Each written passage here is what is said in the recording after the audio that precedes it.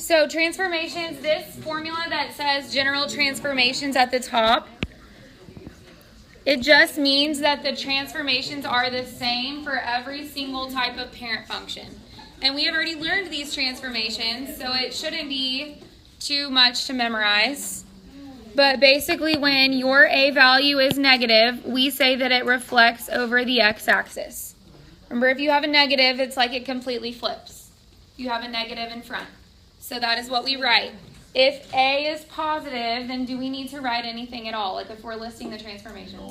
No, you don't write anything. So you only write reflection if it's negative. If the a value, so this number that is out in front, if it is greater than 1, so if it's bigger than 1, whether it's positive or negative, doesn't matter, then you would say that it stretches, so a vertical stretch. If it is a fraction less than 1, so fraction like 3/4 or something, fraction less than 1, then we say that it is a shrink or a compression. Then the stuff that is in parentheses or connected with the x, that's my h, and that's what goes left or right. So you always take the opposite sign of whatever is in parentheses. So if you have a positive h, then it would go to the right. So you always take the opposite sign of whatever is in parentheses. So it goes to the right if you have a positive h, and it goes to the left if you have a negative h. I guess I should write out the word negative. That might help. So whatever's in parentheses, you switch the sign, and then if it's positive, you go right, negative, you go left. And then for k, so flip sign. For k, you keep the sign.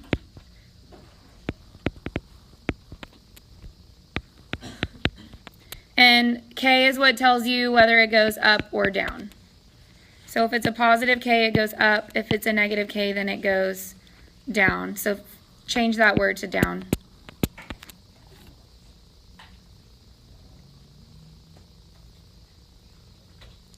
So what we're going to do, how this is different than the last transformations that we did, is now we're going to be able to recognize the type of parent function and then list out the transformations. I'm not going to make you graph them because I said no more graphing. So all we'll do is look at the equation or look at the graph and then decide what transformations happened or how it changed. So let's look at number 1. And first I want to identify what type of parent function it is.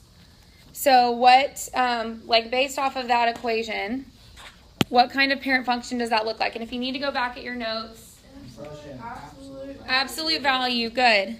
Absolute value.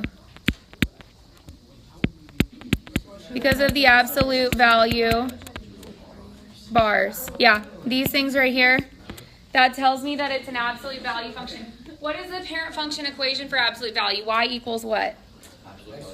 Y equals absolute value of x. So that's like what the original does. But what is different from y equals absolute value of x and the one that we see up here? So let's highlight the differences. The +6 is different, and then the 2/3 in front. So let's start from left to right. What does the 2/3 mean? Like, what would I list about that? Compression by a factor of 2/3. So it would say a compression by a factor of 2/3. Say vertical compression. Vertical compression by factor of 2/3. And then what is the second transformation? Shifts left by 6. It shifts left 6 units.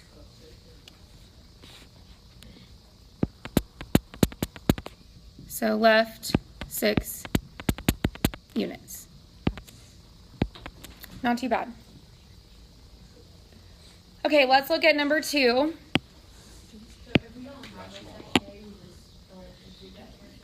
Right, so if nothing else, like it doesn't go up or down, like if there's no k, then we don't need to write it. So you only write the transformations that actually happen.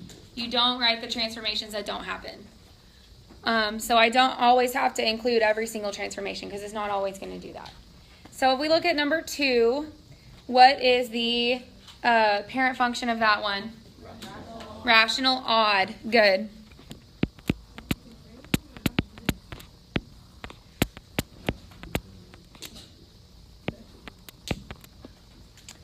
So then the parent function equation of that is y equals what? No, not mx plus b.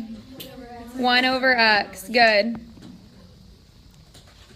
So on the test, you're not going to be quizzed for parent functions, but you'll have this material on there. So I'm not going to do like another parent functions quiz, but I am going to have stuff like this, where you'll have to know the parent functions to answer the questions. No. You'll have to have them memorized still. And so, what exactly happens? What's the difference between y equals 1 over x and then what we see here? If we're reading it from left to right, what's the first thing that's different?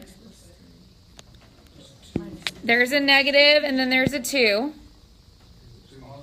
There's a plus 3, so there's a lot. And there's a minus 6. Let's just do all of them.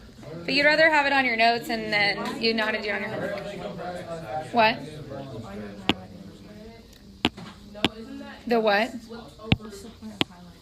Those are the things that are different. But it just so happens that all of them are kind of different now.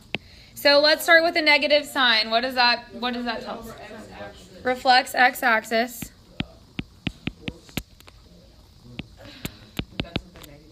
Yep.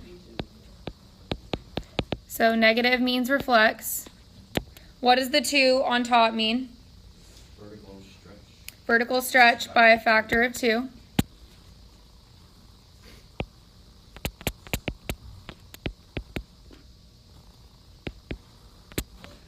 I'm just going to say by 2. That's okay. What does the x plus 3, so what does the plus 3 mean? Left 3.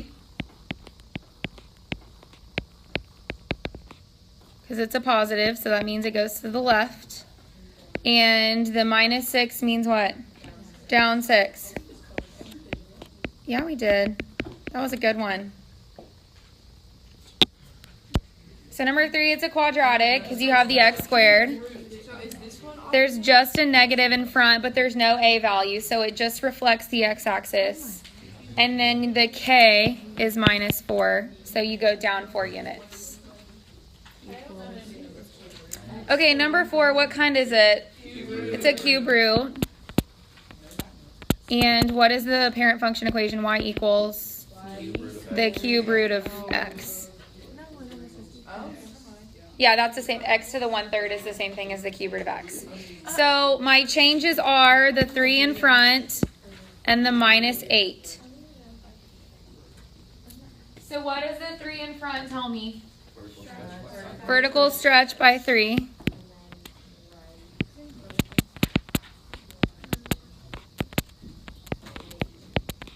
Then the minus 8 is like within the x, so it's connected with the x. It's not out to the side. So then I would say it's left or right, but which one is it? Right 8 units.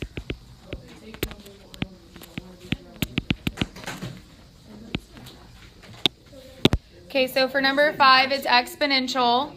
So y equals e to the x is your parent function.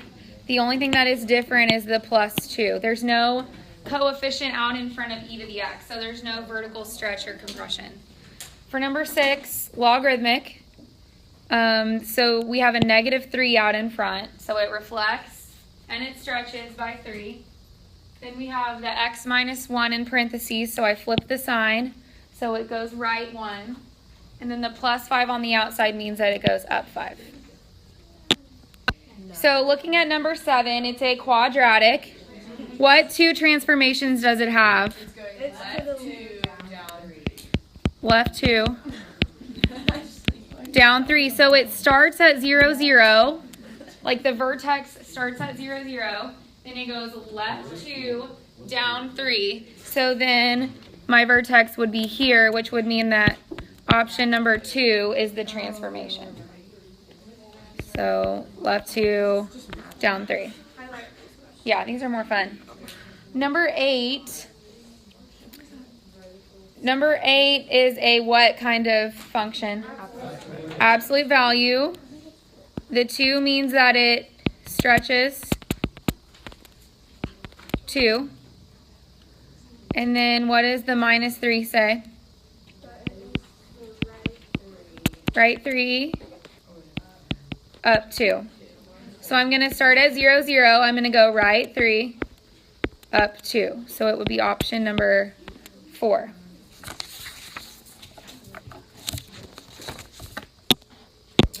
Okay, number 9, it just goes up 4. So I start at 0, 0, and I go up 4. So it'd be number 4. Number 10, it would go left 2. So even though there were no parentheses, up and down would have to be out here. So anything connected with the x is left or right. So it's going to go left 2. So when you start at 0, 0, then you go left 2, and that's the center of your logarithmic functions. That's kind of what you're looking for with a log, or with a rational, sorry.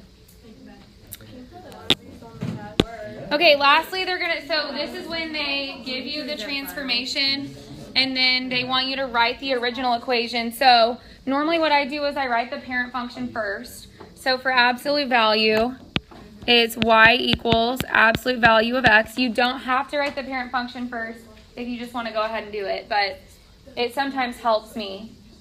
And so then it says a vertical shift down 5 and a horizontal shift right 3. So these, they're just kind of written weird, but it's basically down 5, right 3. Because it doesn't say stretch or compress. So that kind of is there just to, I don't know, I don't like that. It's down 5, right 3. So right 3 would be y equals absolute value of x. And then if I'm going right 3, then it would be minus 3. Close the absolute value. Down 5 would mean what? Minus 5. Good. 12 is square root. So that would be y equals the square root of x. So we have to have these all memorized, right? Yes. So reflection over the x-axis means that I'm going to have a negative out in front. A vertical compression by a factor of 1/3. So I'm going to put 1/3 out in front. And then it says up 5. So when I put the square root of x, does anything else need to go under the square root? No. So there's no left or right, so I leave it. And then up 5 means plus 5.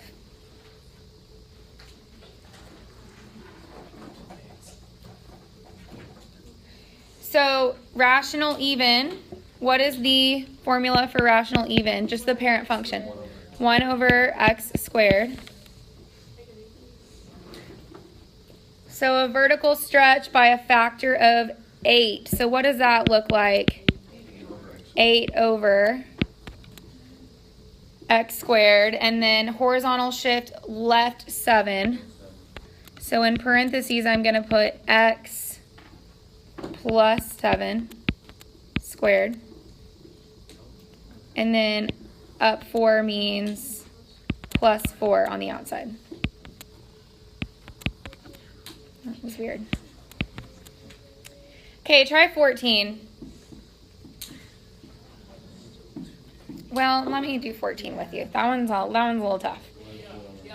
Let's do 14. So exponential is y equals e to the x, right? Should probably be putting f of x for all of these, but it's fine. Either way. I'm going to actually do that for all of them because I will feel better about myself. If you want to change them with me, then you are more than welcome to. You don't have to, but I feel better about myself when I do this. There we go. Okay, so then it says reflection over the x-axis. So it's going to be a negative, e. Horizontal shift, there's no vertical compression or anything like that, so I just put e. A horizontal shift right 3. So the x goes at the top, or as the exponent. So I'm going to put x minus 3 as the exponent because it's connected with the x. And then down 1 would be minus 1 on the outside. Okay, now try 15. 15 is easier. Okay, so you should get negative 4x squared plus 5 because it reflects, it stretches, and then it's up. For number 16, how would the graph be affected if it were changed? So the only difference between the first function and the second one is the minus 8 and the minus 3. So if I'm going from going down 8 and then changing it to going down 3, what is the change that is made between those graphs? Plus 5. So it goes up 5 units. If you need to draw them, that is also an option as well. Okay, for number 17, how would the graph translate from negative 2 absolute value of x to negative 2 absolute value of x minus 4? What happens? Down 4 units. Good. What about number 18? It goes from plus 6 to nothing. So it would go up 6 units. No, it would go down 6 units. Keep you on your toes. Well, you're comparing, so it's not start. Yeah, so I did have it right. It's just comparing, so like the parent function to what actually happens, it goes up. Yeah. It's not saying like you start here and then you go here. This one is just saying compare. So we just named the transformation. And so number 19, it also says compare. So basically what it means with compare is we're naming the transformation. So we have a 2 as your A value and then a minus 5 as your K. So what are the two transformations? Stretch by 2, so vertical stretch by 2. And then what's the minus 5? Down 5 units. Good. And then number 20, got a word problem. 4 bowls with the same height are constructed using quadratic equations as their shapes. It's kind of cool. List the bowls in order from widest. So widest would be your smallest A value to the narrowest opening, which would be your largest A value. So basically, you're looking at the numbers in front. So 7, 5, 1/4, 1/8. Which one is the smallest? 1/8. And so 1/8 would be D. Then it would go B, then C, then A. Good.